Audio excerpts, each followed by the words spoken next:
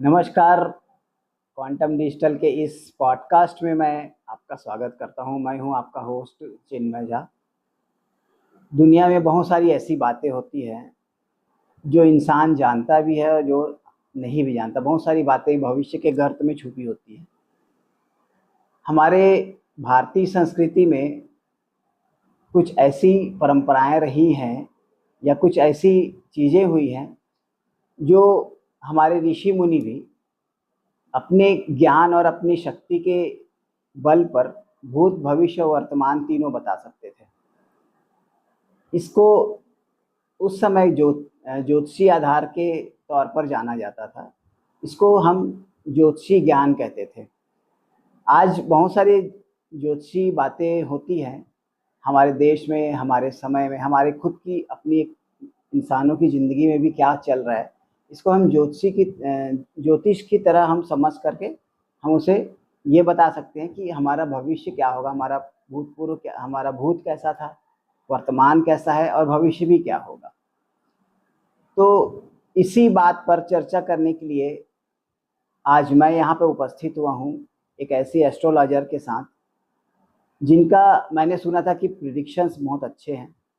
मैं नहीं जानता क्योंकि मैंने कभी नहीं कराया, लेकिन हाँ, जो उनके क्लाइंट के रिव्यूज़ जो मैंने देखे हैं उनके हिसाब से उनका प्रिडिक्शंस बहुत अच्छा है, उनके रैंकिंग भी बहुत अच्छी है।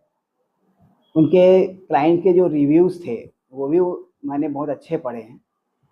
तो चलिए मैं इस पॉडकास्ट की शुरुआत करता हूँ और अपने स्टेज में मैं बुलाना चाहता हूँ एस्ट्रो श्रुति झा को। शो में, मेरे इस पॉडकास्ट में बहुत सुना था आपके बारे में, बहुत रिव्यूज़ पढ़े, गूगल के आपके क्लाइंट्स के रिव्यूज़ पढ़े कि आपसे एक बार मिलूं और समझूं कि ज्योतिष का हमारे जीवन में क्या असर पड़ता है। तो इस पॉडकास्ट की शुरुआत करता हूँ। सबसे पहले मेरी जानने की ये इच्छा है कि आपके मन में क्या ज्योतिषी बनने का सपना पहले से था या कैसी थी आपकी जर्नी जो आप इस मुकाम पे आए? सबसे पहले तो आपका बहुत बहुत धन्यवाद मुझे शो में आमंत्रित करने के लिए। और मैं बिल्कुल तुच्छ हूँ इस जानकारी देने में। बहुत अल्पमति से जितना मैं आपको बता पाऊँगी मैं कोशिश करूँगी कि मैं ज़रूर बता पाऊँ। आपके व्यूअर्स को जो भी जानकारी दे सकती हूँ मेरे माध्यम से मैं ज़रूर कोशिश करूँगी। मुझे ये एस्ट्रोलॉजिकल जर्नी जो है ये मेरी बड़ी विचित्र रही है। यदि आप कहेंगे तो मैं एक टेक्निकल ग्रेजुएट हूँ और मास्टर्स भी टेक्निकल है। बावजूद उसके मैं कुछ समय पहले तक रिसर्च पेपर लिख रही थी और आज जो है मैं एस्ट्रोलॉजी का काम कर रही हूँ। तो ये बड़ी विचित्र जर्नी जो मेरी है इसकी शुरुआत मेरे घर से ही हुई है। मेरे जो पिताजी हैं श्री विद्यानंद झा जी, वो काफ़ी जो बचपन से ही जो है जिज्ञासु रहे और उनके जो बड़े भाई यानी मेरे ताऊ जी श्री सच्चिदानंद झा जी, अभी वो इस दुनिया में नहीं है, लेकिन उनके आशीर्वाद से दोनों भाइयों ने जो है ज्योतिषी जर्नी आरंभ की बिल्कुल बिना ज्ञान के। उनके कोई भी ऐसा कोई शिक्षक नहीं था जो उनको ज्ञान दे सके। दोनों ने एक स्व अर्जित ज्ञान अर्जित किया और आज भी मेरे पिताजी जो कहते हैं कि मैं एक लर्नर हूँ और मैं अभी भी सीख रहा हूँ, वो अभी भी अपने ज्ञान से संतुष्ट नहीं है। तो मेरे जो पारिवारिक पृष्ठभूमि है वो हमेशा से आध्यात्मिक रही है। तो मेरा विश्वास जो है being a science graduate, technical graduate, तो मुझे हमेशा से ये था कि ये ज्योतिष जो है ये मेरे लिए एक संशय का काम करता था। मैंने खुद में 4th 5th क्लास में जब मैं थी तो मैंने एक संशय ज्योतिष नाम की एक कहानी लिखी थी। अच्छा। तो उसमें ये बताया था कि शनि जो है उनका वलय जो है वो इतना सुंदर है, बावजूद उसके लोग उन पे आरोप लगाते हैं कि शनि के कारण मेरी ज़िंदगी खराब हो गई। तो मेरी जर्नी वहाँ से लेके आज जो है मैं ज्योतिष पे इतना विश्वास करती हूँ वहाँ तक शुरू हुई। तो मैंने साइंस और ज्योतिष दोनों को साथ रख के, दोनों के बीच सामंजस्य बना के मैं आज जो भी कर रही हूँ वो उसके कारण। वाह वाह, इतनी अच्छी जर्नी। तो ये जानना चाहता हूँ कि ज्योतिष शास्त्र का आम लोगों के जीवन में क्या असर पड़ता है? देखिए, ज्योतिष शास्त्र ना, इसके बारे में सबसे बड़ी मिथ ये है कि लोग इसे समझते हैं कि एक प्रेडिक्टिव टूल है। मीन्स आपका सिर्फ प्रेडिक्शन के लिए ये यूज़ होता है। पर रियलिटी ये है कि ज्योतिष जो है कभी ये क्लेम नहीं करता कि 100% जो भी बोला जा रहा है वो चीज़ें होंगी, क्योंकि बहुत सारी चीज़ें जो है आपके कर्म पे निर्भर करती है।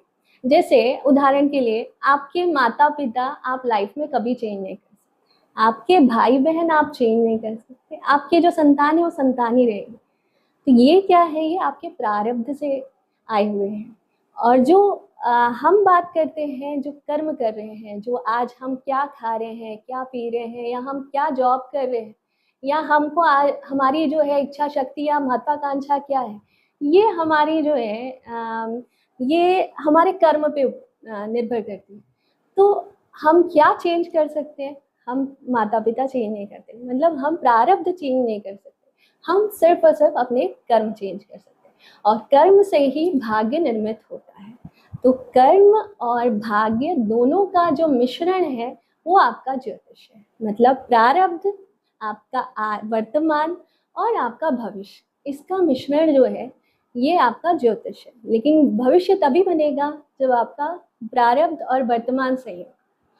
अच्छा, हाँ, पूछिए ना। तो यदि हम कहते हैं कि जो भगवान हमारे भाग्य में जो लिख के भेजा है वो होता है, तो क्या यदि हम अपना कर्म सुधारें तो जो भगवान ने जो भाग्य में लिख के भेजा, क्या वो भी चेंज हो सकता है? देखिए, मैंने वही कहा कि आप प्रारब्ध जो है आप भोगने ही आए, कुछ चीज़ें आपको भोगनी ही है, लेकिन जो आप बदल सकते हैं वो आपके कर्म है। तो ये भाग्य मिलेगा या नहीं मिलेगा, ये ईश्वरीय इच्छा पे और आपके पुण्य संचित कर्मों के हिसाब से उसकी व्याख्या की जा सकती है। तो जैसे हम ज्योतिष में देखेंगे कि आपका जैसे पंचम भाव है, पंचम भाव आपके पुण्य संचित कर्म का भी है, और यही भाव जो है आपके संतान को भी रिप्रेजेंट करता है। वहीं पे आप देखेंगे कि नवम भाव जो आपका भाग्य है वही आपके पिता का भी है।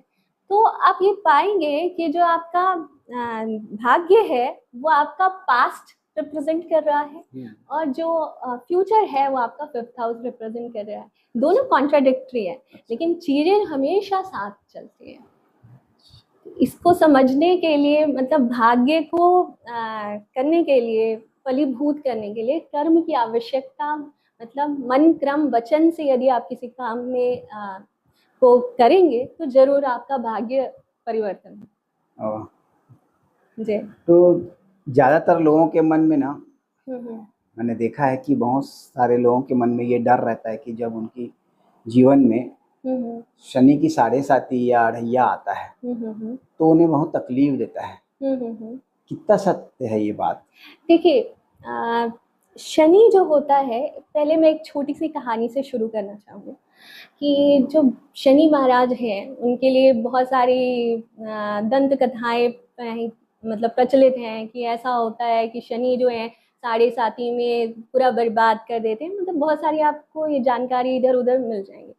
लेकिन जो शनि की आप यदि कहानी समझेंगे या किसी भी ग्रह की कहानी, पौराणिक कथा समझने की कोशिश करेंगे तो आप पाएंगे कि ग्रह कैसे रिएक्ट करता है, आप बहुत अच्छे से समझ पाएंगे। जैसे शनि को सूर्य पुत्र कहा जाता है, तो सूर्य की जो का विवाह जो है संज्ञा नाम की संज्ञा से हुआ। तो उनके जो है यम और यमुना, दो, एक पुत्र एक पुत्री थे।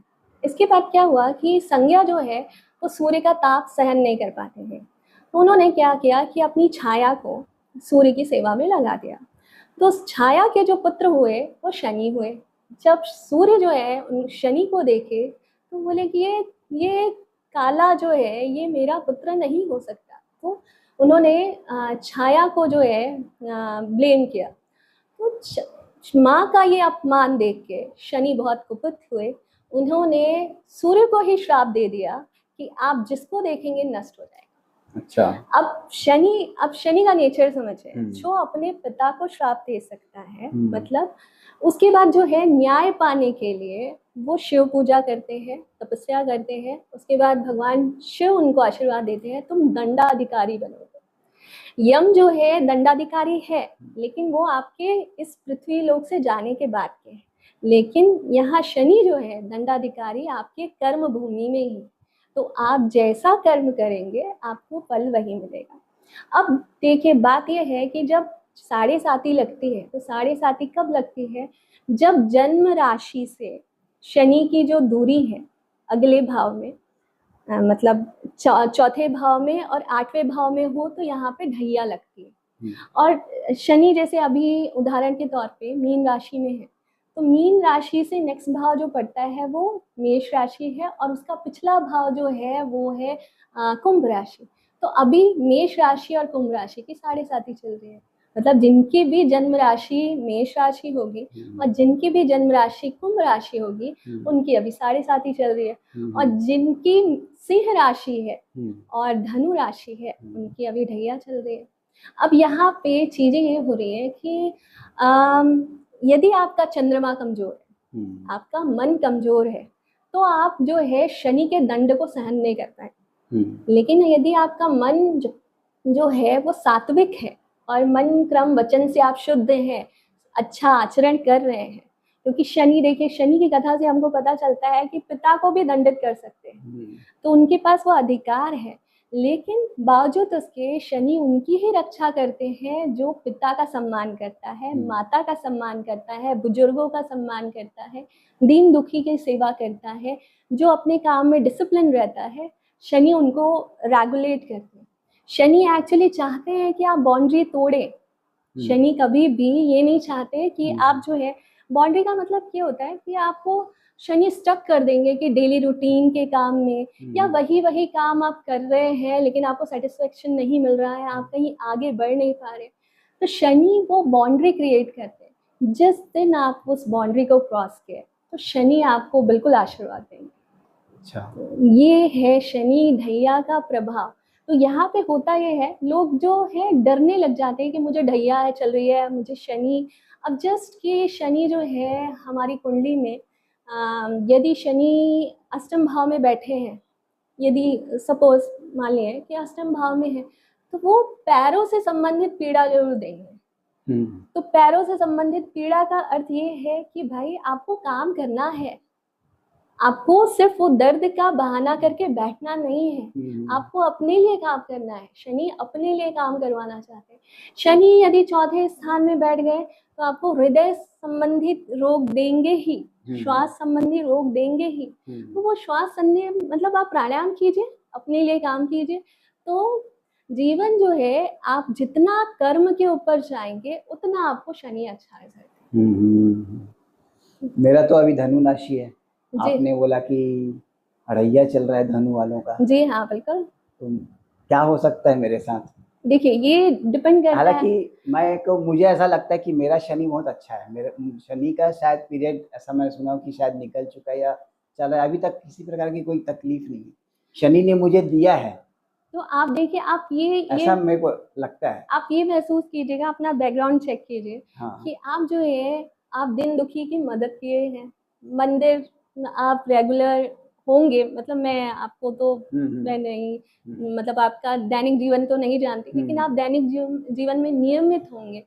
आपके पितरों का आशीर्वाद होगा, क्योंकि साढ़े साती एक ऐसा दौर होता है जिसमें कई बार जो लोग हैं वो अर्श से फर्श में आते हैं, लेकिन जो फर्श में होता है वो अर्श पे पहुंचता है। तो ये बहुत चमत्कारिक प्रभाव है। यदि शनि देने पे आ जाए तो उनसे बड़ा कोई मतलब आप कोई मुकाबला नहीं। कि शायद शनि जो है वो बड़े, खैर अच्छी बात है। मेरे जीवन में तो शनि ऐसा मुझे लगता है कि बहुत प्रभावशाली है, क्योंकि मैं जो भी काम किया हूँ अपनी लाइफ में वो शनिवार के दिन से ही चालू हुआ है ज्यादातर। मेरी पहली जॉब शनिवार के दिन ही लगी थी। मैंने पहली ज्वाइनिंग शनिवार के दिन थी। बहुत सारी चीजें ऐसी है जो शनिवार के दिन चालू। ये आपका कहीं फर्स्ट एस्ट्रोलॉजी इंटरव्यू तो नहीं है? नहीं, ऐसा तो कुछ नहीं है। यदि फर्स्ट एस्ट्रोलॉजी इंटरव्यू है तो मेरा भी जन्म शनिवार को हुआ है। अच्छा तो अच्छी बात है, खैर ठीक है, अच्छी बात है। जी। हाँ। मंगल के बारे में सुना है कि मांगलिक लोग जो होते हैं उनको काफी दिक्कत होती है, उनके विवाह में बहुत बाधा आती है। तो क्या एक अभिशाप मान सकते हैं इसको? देखिए, मंगल दोष जो होता है ना, आप कुंडली में जब देखेंगे लग्न चार्ट में, यदि कुंडली में यदि मंगल 12वें स्थान में है, लग्न में है, आपके सप्तम स्थान में है, अष्टम स्थान में या चतुर्थ भाव में है, तो इसको बोलते हैं मांगलिक। समटाइम्स ये हम कंसिडर करते हैं कि मंगल सेकंड भाव में भी हो तो भी उसको मांगलिक कहा जाता है। तो मांगलिक का अर्थ जो है बेसिकली आपके 7th हाउस जो कुंडली में रिप्रेजेंट करता है, वो आपके साझेदारी को, आपके स्पाउस को रिप्रेजेंट करता है। तो मंगल जो है बेसिकली कारक जो है, भूमि पुत्र जो है वो कारक है एग्रेशन के। तो मंगल जो है उनका जन्म भी ऐसा हुआ है कि वो शिव जी युद्ध लड़ रहे थे दानवों से, उसके बाद जो है उनकी पसीने की बूंद जो है पृथ्वी में आके गिरी, और वो जो गिरी जो बूंद, वो पृथ्वी में जो मिट्टी से रंग के वो लाल, तो पृथ्वी से जन्मे मंगल पुत्र। तो जो आप देखेंगे कि वैज्ञानिक भी जो है पृथ्वी और मंगल दोनों में समानता ढूंढने की कोशिश करते रहते हैं। तो ये ऑलरेडी वो भूमिपुत्र है, शास्त्र कहते हैं। तो मंगल जो है बेसिकली आपका एंथुसियाज्म है, आप जो काम के लिए जोश लेके आते हैं, वो सारी चीज़ें जो हैं, ऊर्जा है, वो आपका मंगल ही है। और मंगल जो है मांगलिक जब व्यक्ति हो जाता है, मतलब जिसे कहते हैं मंगल दोष है आपको, तो मांगलिक हो जाता है, तो आपका ऊर्जा इतनी ज़्यादा होती है कि वो एग्रेशन जो है वो कंस्ट्रक्टिव मैनर में नहीं होता। गुस्सा या क्रोध जब कंस्ट्रक्टिव मैनर में हो तो वो बड़े काम कर सकता है। यदि अभी आपने आंदोलन देखा, जो जेन ज़ी का आंदोलन हुआ था, तो एग्रेशन था और एक प्रकार से मुंह से उर्ग जुलूल बातें भी निकली, ये भी मंगल का प्रतीक। तो लाइफ में जब आपका गुस्सा या एग्रेशन या जो एनर्जी है वो कंस्ट्रक्टिव मैनर में आती है, तो मंगल जो है दोष धीरे धीरे कम होने लगते हैं।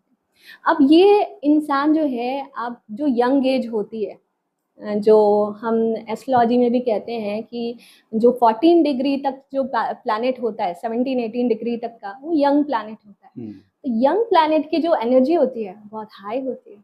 अब वो हाई होती है तो किसी को भी डिस्ट्रॉय कर सकती है।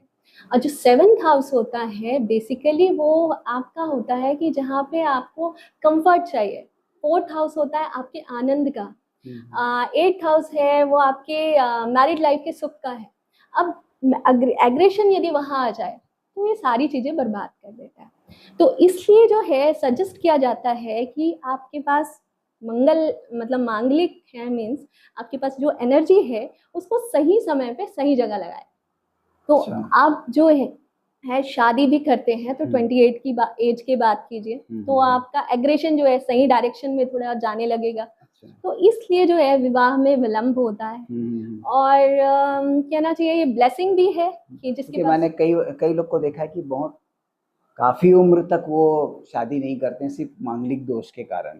तो ये विचित्र, ये एक्चुअली कुंठा है जो समाज के द्वारा फैलाई गई है। आप देखिए, आप शादी करते हैं तो सजातीय ढूंढते हैं। सजातीय क्यों ढूंढते हैं? क्योंकि आपका माइंडसेट नहीं, मीन्स आपका एक्चुअल परिवेश जो है वो एक सा होगा।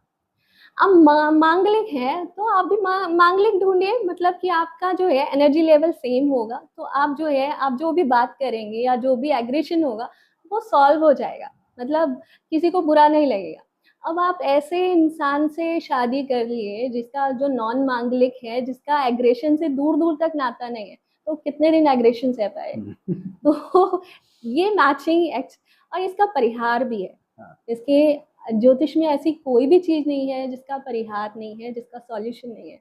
तो इसका भी सॉल्यूशन है। यदि गुरु की दृष्टि आ गई, यदि गुरु से भी चतुर्थ भाव में कोई शुभ ग्रह हो, मतलब जहाँ पे सुख स्थान होता है वहाँ पे शुभ ग्रह हो, तो भी चीज़ें हो जाती हैं।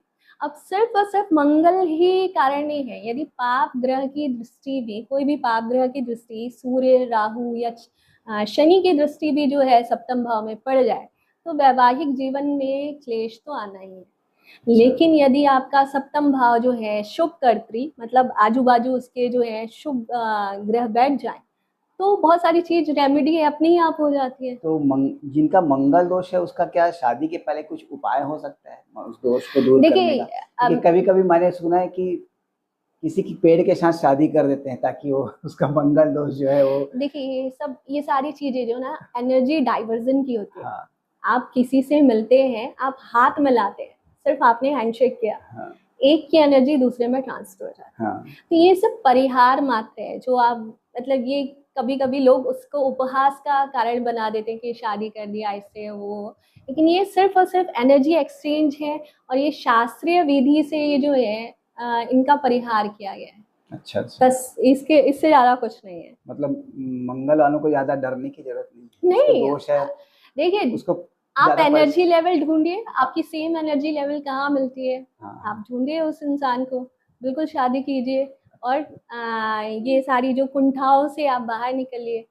मांगलिक लोग बहुत सारे बहुत सक्सेस होते हैं। अच्छा। क्योंकि जीवन में काम करने के लिए ऊर्जा चाहिए और उनके पास वो ऊर्जा है। ये चीज है। पितृदोष क्या होता है? पितृदोष के बारे में थोड़ा सा बताइए मेरे को। देखिए कैसे जानते हैं कि किसको पितृदोष है? किसी कुंडली में क्या कुछ ऐसा उल्लेख रहता है या क्या होता है उसके जीवन में जिनको पितृदोष लगता है और क्यों लगता है पितृदोष?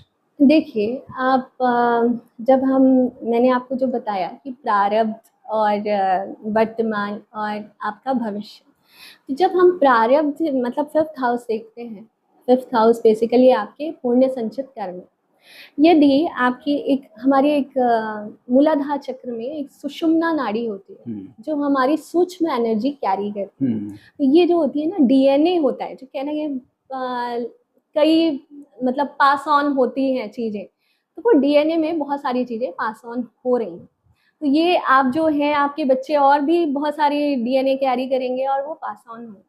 तो जो पितरों की जो अतृप्त इच्छाएं होती हैं वो आपके डीएनए में ट्रांसफर हो गई है। अच्छा।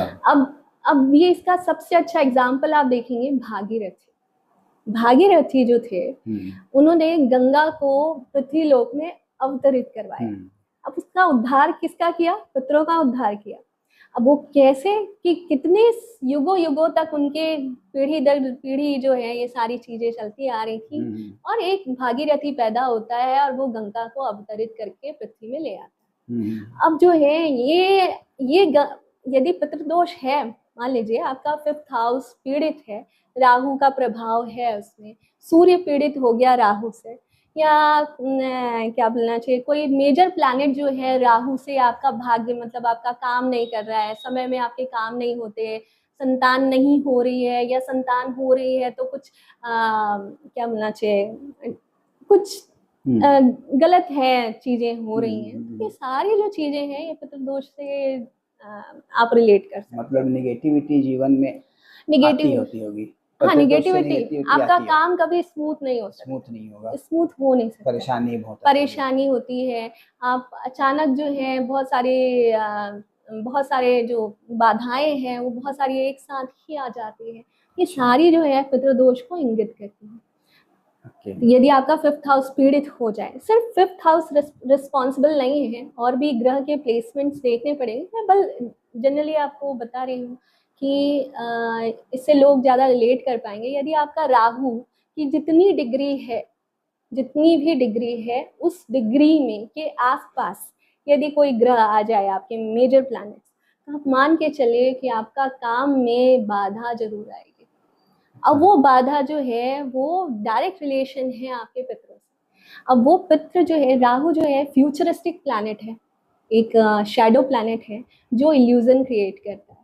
तो उसको सिर्फ डिजायर होते हैं, क्योंकि राहु एक सर है जिसका धड़ नहीं है, तो उसको सिर्फ खाना है, मतलब उसको भक्षण करना है, तो उसको डिजायर होती है। तो वो डिजायर कहाँ से इंगित करता है? वो आपके पितरों की डिजायर इंगित करता है। तो एक तरह से आप ये सोचिए कि पितृदोष होना वरदान भी है कि आपको पितृ मौका दे रहे हैं कि आप हमारे लिए कुछ कीजिए, क्योंकि पितरों के जो हैं हाथ पैर नहीं होते। पितरों के हाथ पैर नहीं होते तो वो किन से काम कराते हैं? वो अपने जो भी आगे पीढ़ियां हैं उनसे काम कराने की कोशिश करते हैं। तो यदि वो काम करवा रहे हैं और पितरों का आशीर्वाद आपको मिल जाए, तो आप ये सोचिए कि पितृ जितना दे सकते हैं कोई ग्रह कोई प्लैनेट नहीं दे सकते। तो पितृ दोष जो है, आप ऐसे समझना चाहिए कि जो भी लाइफ में जो भी चीज दोष है वो कहीं ना कहीं आपको वरदान दे रहा है। क्योंकि लाइफ में हर चीज के दो पहलू होते हैं, किसी के लिए वो फायदे की चीज है, किसी के लिए नुकसान की चीज है। तो पितृदोष है तो फायदा भी है। तो पितृदोष को दूर करने का भी उपाय होता होगा?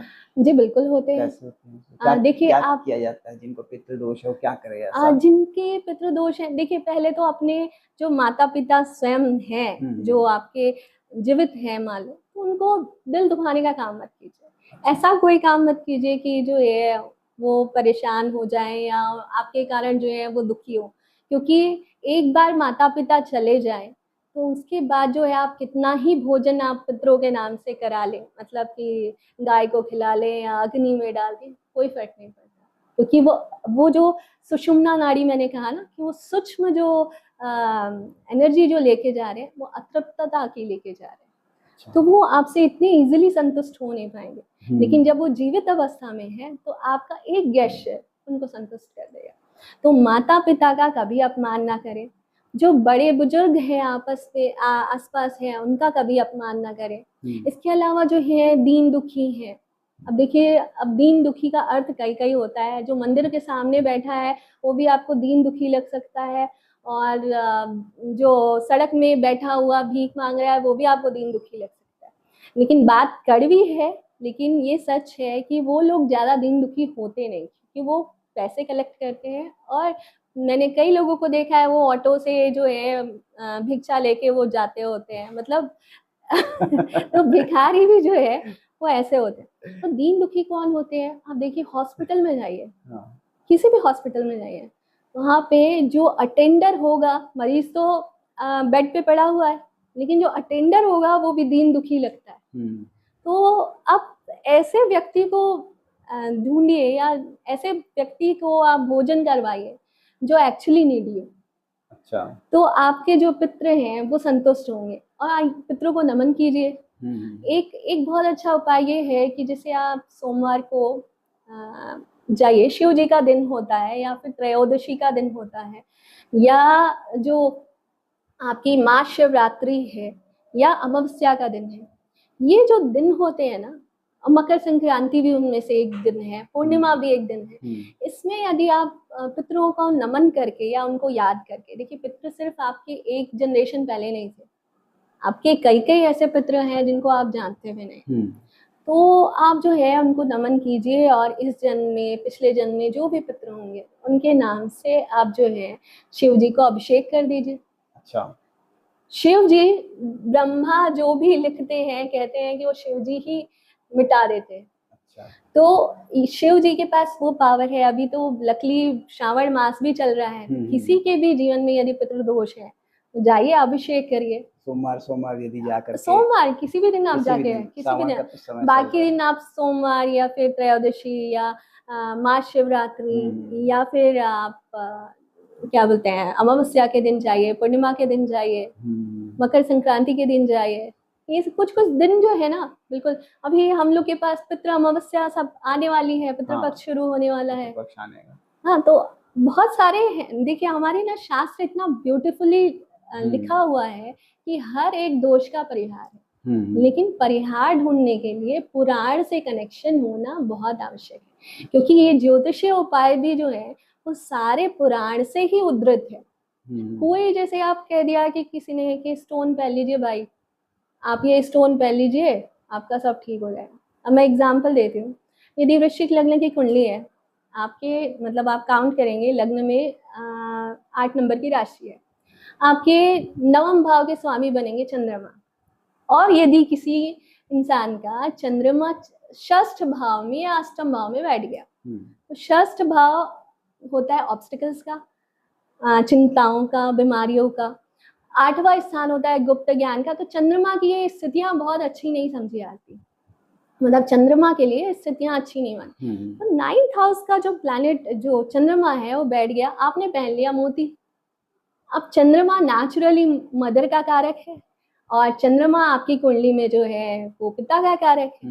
आपने मोती पहन लिया, माता पिता को कष्ट हो रहा है और आपका भाग्य वृद्धि हो रहा है, तो आप खुश रह पाएंगे मानसिक रूप से? नहीं। तो रत्न जो होता है वो 2 तरफ से काम करता है। एक कारक को बढ़ाएगा और दूसरे कारक को खत्म कर देता है। अच्छा। लेकिन जो वैदिक उपचार है वो हमेशा कारगर है कि आप जितना करेंगे, जो भी करेंगे, सात्विक मंत्र का भी जाप करेंगे तो भी जो है वो असर करेंगे और कभी खराबी नहीं करेंगे। अच्छा, काल सर्प योग के बारे में बताना। काल सर्प योग भी मैंने सुना है कि काफी कष्ट देता है लोगों को। ये देखिए आजकल ना तो बहुत सारी चीज कई कई मत है काल सर्प योग के लिए कि कुछ ज्योतिषी जो हैं काल सर्प योग को मानते हैं, कुछ ज्योतिषी काल सर्प योग को नहीं मानते। अब देखिए मान लीजिए आपके जितने कुंडली के जितने ग्रह हैं वो राहु केतु एक्सिस में बैठ गए तो वो उसको कहते हैं कि काल सर्प योग हो गया। अब राहु जो है फ्यूचरिस्टिक, मैंने अभी थोड़ी देर पहले बताया था कि वो फ्यूचरिस्टिक प्लैनेट है, वो हमेशा जो है उसको चाहिए होता है क्योंकि उसके पास सर है, धड़ नहीं है, तो उसको सब चाहिए होता है, वो कभी तृप्त नहीं होता। वही केतु जो है डिटैचमेंट का कारक है, लेकिन दोनों हमेशा एक्सिस में होते हैं। तो लाइफ में जब आप बैलेंस बिठाना सीख जाते हैं अपनी डिजायर और आपको क्या किस चीज से डिटैच होना चाहिए, जब उस पर संतुलन बैठा लेते हैं तो आपका काल सर्प योग बहुत ब्यूटीफुली काम करता है। अच्छा। अब एक फेमस सेलिब्रिटी है सचिन तेंदुलकर जी, उनके में भी काल सर्प योग है, लेकिन वो राहु की दशा 18 साल की जो दशा होती है राहु की, उस 18 साल में वो कहाँ से कहाँ पहुंच गए। 16 साल के क्रिकेटर में एंट्री हुई उनके और वो रिटायरमेंट की एज तक गॉड ऑफ क्रिकेट बन गए। तो राहु इतना ब्यूटीफुली काम करता है, लेकिन यही है कि आप उनके नेचर में देखेंगे कि वो हमेशा विनम्र रहे, कभी भी किसी से लड़ाई झगड़ा या डिजायर जो है उनकी हमेशा खेल के लिए रही, लेकिन रिकॉर्ड उनके बनते रहे।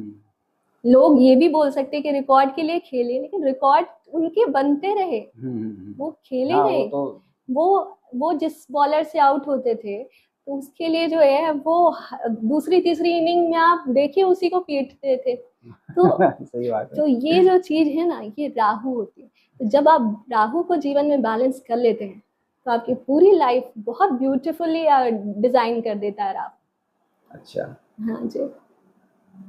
काल सर्प योग में अकाल मृत्यु भी होती है। देखिए अकाल मृत्यु तो मैं आपको बताऊं कि भाग्येश की दशा में भी होती है। हाँ। किसी की भाग्येश की दशा चल रही है उसमें भी मृत्यु हो जाती है। तो मृत्यु जो है ना वो डिजाइन नहीं की जा सकती, या उसका एक ज्योतिष में भी एक बाउंडेशन है कि किसी की मृत्यु जो है आप प्रेडिक्ट नहीं करना चाहिए जब तक वो सही अवस्था में है, या उसको प्रेडिक्ट नहीं कर सकते। अच्छा। लेकिन असामयिक घटनाएं जो है जस राहु देते हैं। देखिए साहस और दुस्साहस में हमेशा अंतर होता है। जब आप दुस्साहस की ओर आगे बढ़ते हैं तो राहु हमेशा बवंडर क्रिएट करते हैं। अच्छा, एक क्वेश्चन था कि जब इंसान की मृत्यु हो जाती है तो जब वो पैदा होता है तो जो जैसे ग्रहों की दशा होती है, जो उसकी कुंडली होती है, तो क्या मृत्यु के बाद भी वो कुंडली एक्टिव रहती है, जीवित रहती है? बहुत अच्छा क्वेश्चन पूछा आपने। देखिए जीवन काल के लिए कुंडली तो सब देखते हैं, मतलब कि आपके जीवन की जो घटनाएं हैं, लेकिन जीवन के बाद की घटनाओं के लिए कम ही लोग काम कर पाते हैं।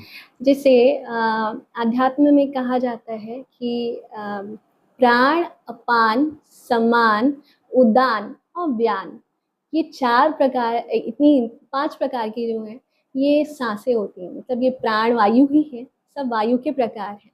तो ये जो है ना जब हमारी मृत्यु निकट आती है तो सबसे पहले प्राण, अपान, समान जो आपकी लोअर बॉडी को रिप्रेजेंट करता है, ये जो है वो काम करने बंद कर देते हैं। उसके बाद जो है आपका उदान आता है, तो वो कहते हैं कि ऊर्ध्व सांसें चल रही हैं, तो उल्टी सांसें जो चल रही होती है, जब वो शुरू हो गई तो फिर जो है सारी चीजें समाप्त हो जाती हैं।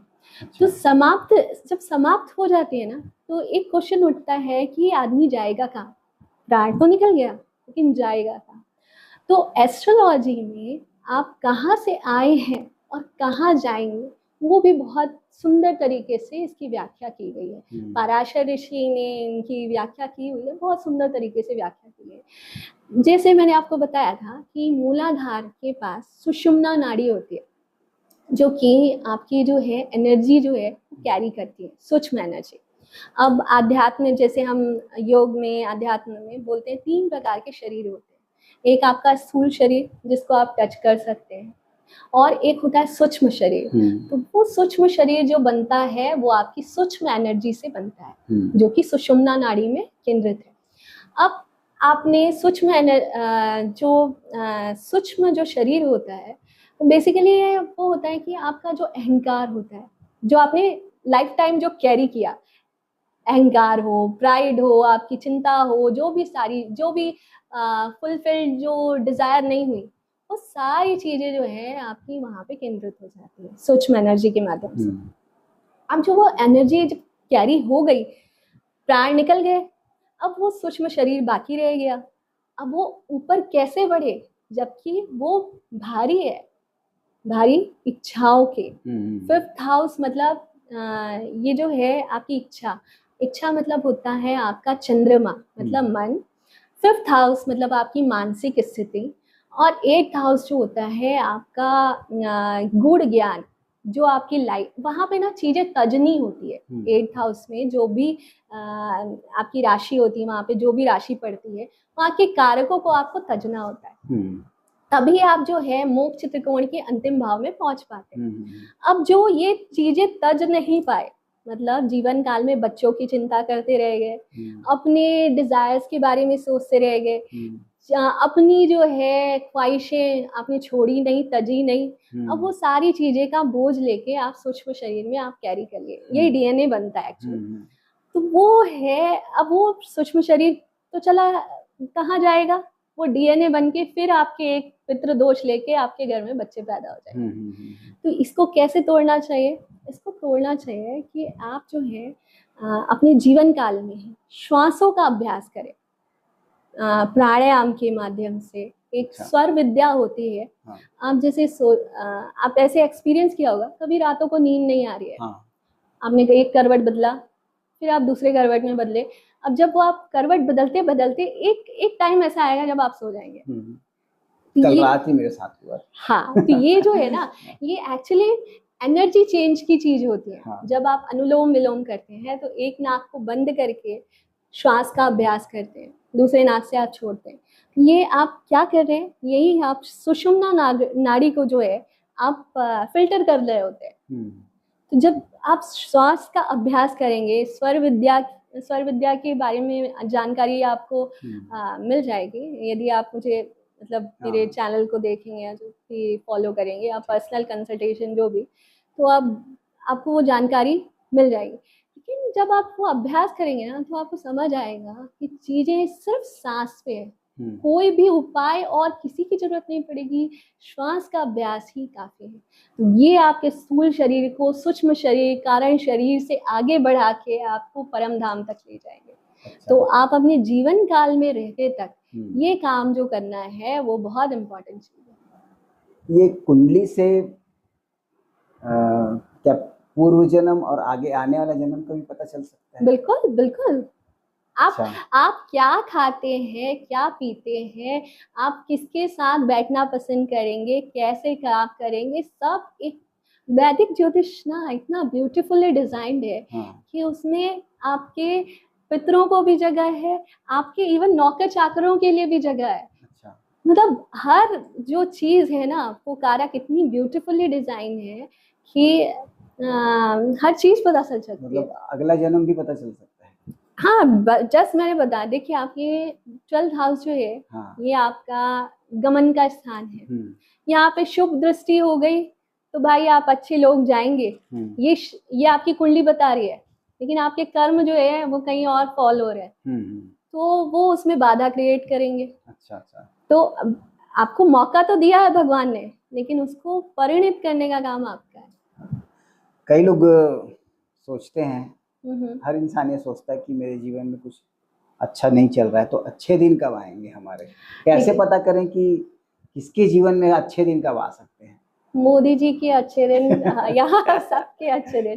देखिए, अच्छे दिन का ना अर्थ जो है ना, वो हर इंसान के लिए बिल्कुल अलग है।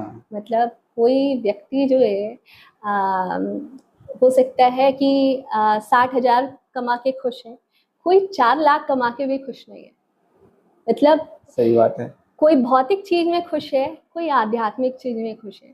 ये डिपेंड करता है कि आदमी के डिजायर क्या है। डिजायर रिप्रेजेंट करता है आपका 11th हाउस। 11th हाउस आपका डिजायर रिप्रेजेंट करता है, लेकिन वहां की विश फुलफिल होगी या नहीं होगी वो आपका सूर्य, चंद्रमा और शनि डिसाइड करेगा। अच्छा जी, कि आपका मन कितना अच्छा है, आप कितना अच्छा काम कर रहे हैं और आप शरीर से कितने स्वस्थ हैं।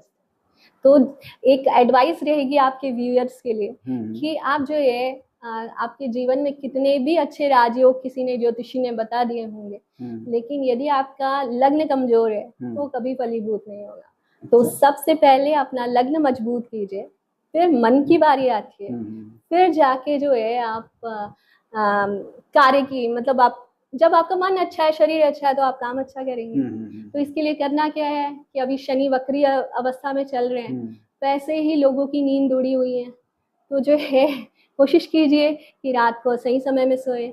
सुबह कम से कम जो है 30-40 मिनट आप धूप में गुजारें। सनलाइट, सन जो है रिप्रेजेंटेटिव आपके फादर है, आपके आत्मा है, आपके लग्न के भी नेचुरल कारक होते हैं, वो कीजिए। काम डिसिप्लिन से कीजिए।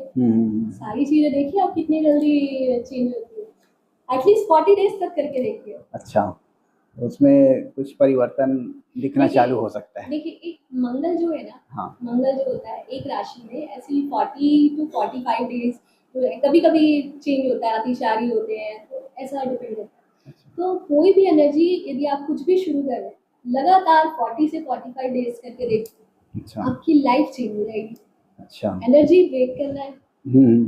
तो यदि किसी को अपने जीवन में पॉजिटिविटी चाहिए, जो उसके जीवन में शायद नेगेटिविटी भरी पड़ी है, उसको हटाना है, तो एक प्रैक्टिस हो जाएगी। यदि हम 40-45 दिन तक यदि कुछ अच्छा करने की कोशिश करें तो पॉजिटिव चेंज हो सकता है उसमें। एक और अच्छी रेमेडी देना चाहूँगी, बहुत अच्छी रेमेडी है जो जिसका कोई कुंडली देखने की जरूरत नहीं। सबसे पहले जैसे मैंने बताया कि राहु इल्यूजन के कारक है, तो आप राहु को वो बताइए जो आपको चाहिए। उस रात को सोने से पहले ग्रैटिट्यूड दिखाइए कि मेरी लाइफ में कितने लोगों की ब्लेसिंग्स है। अब इससे होगा ये कि आपका दिमाग सोचने पे मजबूर हो जाएगा कि आपकी लाइफ में कितने कितने लोगों ने अच्छे इम्पैक्ट किए।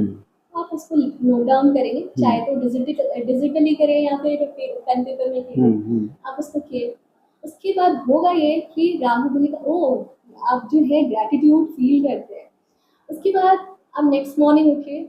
नेक्स्ट मॉर्निंग में आपका सबकॉन्शियस माइंड जो भी होता है, तो उठने के आधे घंटे तक बहुत एक्टिव होता है। जाइए मिरर के सामने खड़े हो जाइए। जैसा मैंने कहा राहु इल्यूजन है, तो मिरर को इल्यूजन दिखाइए कि जैसे अब आप डिसरिस्पेक्टेड फील कर रहे हैं, सपोज लाइक, उसके बोलिए आई लव माई सेल्फ।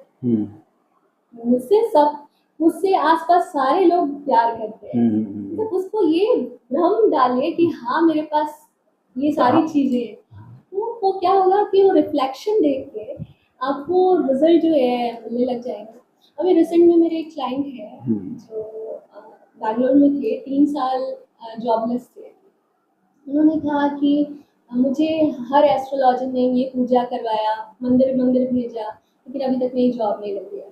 अब मुझे डाउट है, मेरे फ्रेंड ने आपको रिकमेंड किया है, मुझे डाउट है कि ये चीज़ें होंगी या नहीं होंगी। मैंने कहा कि आप ये वाली रेमेडी करके देखिए। अच्छा। तो उसने कहा कि ये मिरर वाली, मिरर वाली, जस्ट मिरर वाली। मैंने कोई पूजा पाठ नहीं बोला, आप ये करके देखिए। बोले आप किस टाइप के एस्ट्रोलॉजर हैं, मतलब थोड़े मतलब डाउट में थे। एक ये सोच रहे थे कि मैं कोई बड़ी बुजुर्ग नहीं हूँ कि मैं ऐसा काम कर रही हूँ, ऊपर से आप मुझे ऐसे एडवाइस कर रही हैं कि जो है स्टोन भी नहीं पहनना है, पूजा भी नहीं करनी है, सिर्फ मिरर देखने बोल रही हैं। तो मुझे आप करके देखिए। अप्रैल मंथ में उन्होंने बात की थी, जून महीने में उनकी जॉब लग गई। अच्छा। तो उन्होंने बकायदा थैंक यू मैसेज भेजा कि आपने जो कहा था वो बिल्कुल हो गया।